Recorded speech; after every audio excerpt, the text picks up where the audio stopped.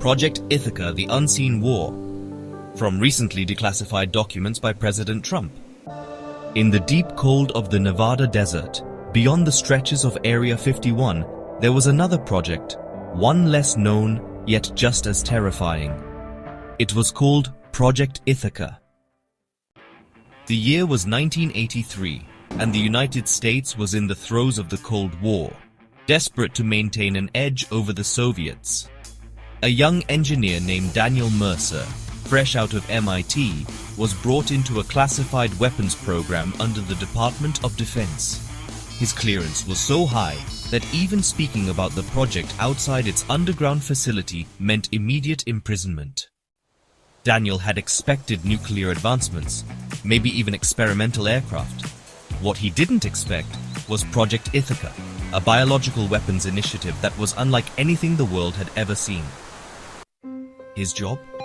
To develop a delivery system for a new kind of intelligent toxin, a weaponized parasite that could be programmed to target specific genetic markers. A single airborne release could wipe out an entire ethnic group, a bloodline, a specific person, without harming a single unintended victim.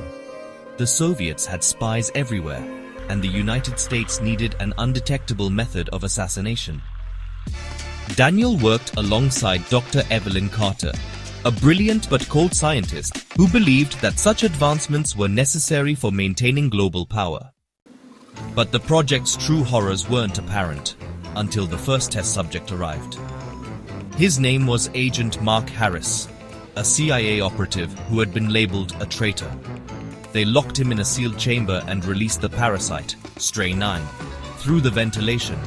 Within seconds, his veins blackened, his skin turned ashen, and his body collapsed in violent convulsions. It was surgical in its precision. No one else in the room was affected. That night, Daniel couldn't sleep. He wasn't a soldier. He was an engineer, a builder, not a destroyer. The thought of what they had created made his stomach churn. But Evelyn? She was unfazed. This is the future of warfare. Then the impossible happened. The parasite evolved. Within a week, Strain 9 had begun attacking unintended targets. One researcher collapsed in the lab. He wasn't on the list. Then another.